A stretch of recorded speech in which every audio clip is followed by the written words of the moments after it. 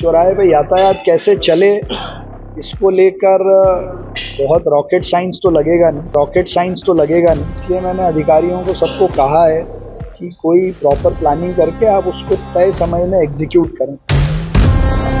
कि जनता के प्रति जवाबदेही जनप्रतिनिधि की है और जनप्रतिनिधि होने के नाते जनता की समस्याएं सही स्थान पर पहुंचे और उनका निराकरण हो, ये हमारी जिम्मेदारी है।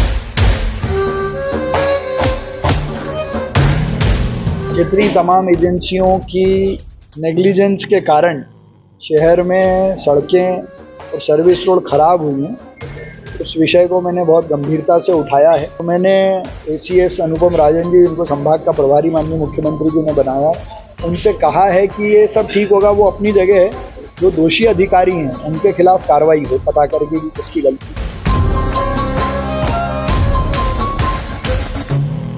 एसीएस अनुपम राजन के सामने महापौर ने लगाई खस्ताहाल सड़कों के लिए जिम्मेदारों की क्लास। अपर मुख्य सचिव संभाग के प्रभारी अनुपम राजन आए थे विभागीय समीक्षा करने। खस्ताहाल सड़कों के लिए जिम्मेदार अधिकारियों को दिखाया आईना।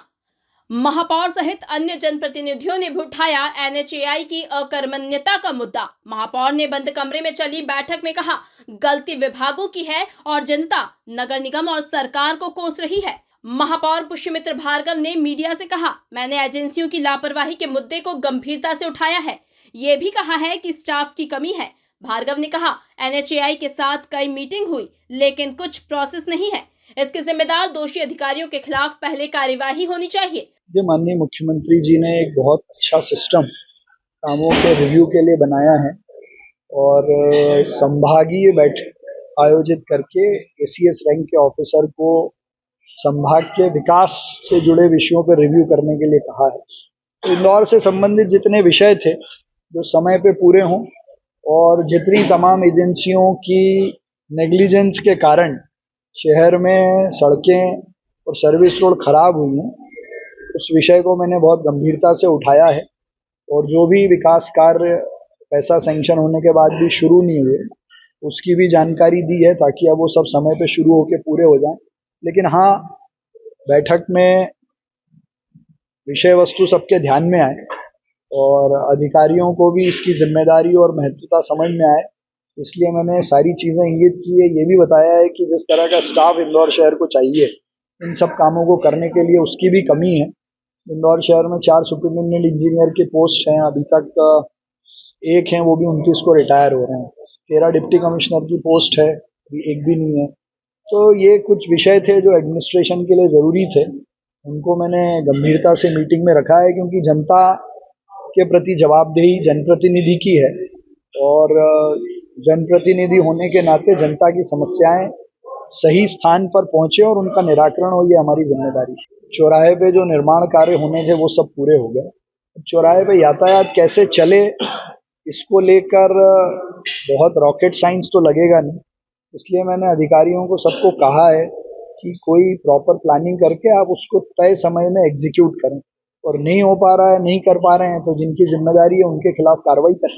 हाँ, एनएचआई के अधिकारियों से भी हमने कहा है कि ये आपकी जिम्मेदारी थी, रोज रोड को मेंटेन करके उसको ठीक करना था, और अप्रैल में भी मीटिंग की थी, मई में भी मीटिंग की, उसके बावजूद नहीं किया।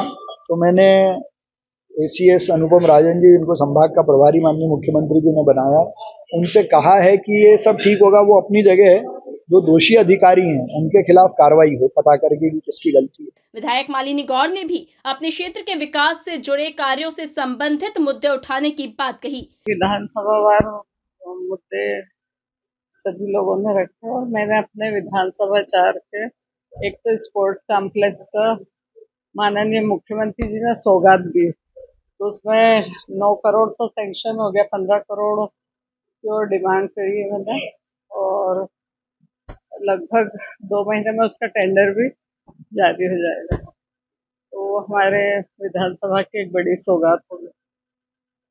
दूसरा एक रोड है सिरपुर तालाब के उधर अक्षत गार्डन से लेकर, वो MIC में होना है, तो वो रखा था मैंने।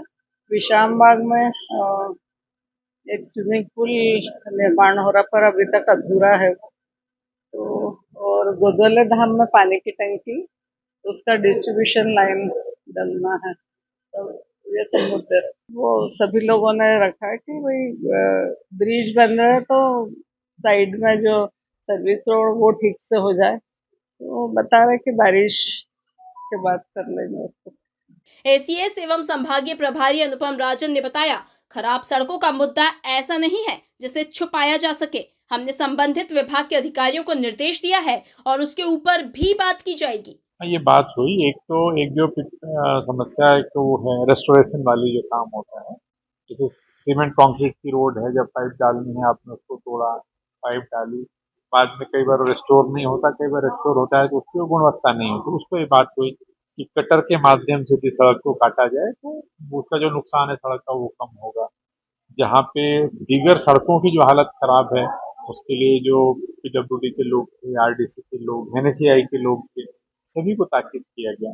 समस्या है बाईपास वगैरह की कमी, सभी जितनी जो प्रॉब्लम्स हैं उन सभी पे चर्चा हुई और जो संबंधित अधिकारी हैं उनको ताकीद किया गया कि इस तरह से काम करें। मैं कह रहा हूँ कि समस्या किसी नहीं, सड़क में अगर प्रॉब्लम है तो ऐसी चीज है नहीं कि किसी से आप छुपाएंगे।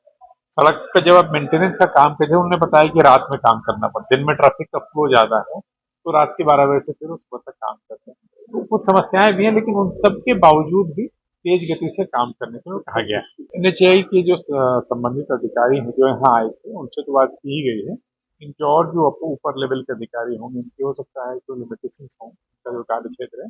एनएचएआई आप जानते हैं भारत सरकार की संस्था है, वहाँ भी इस इशू को टैकल करें।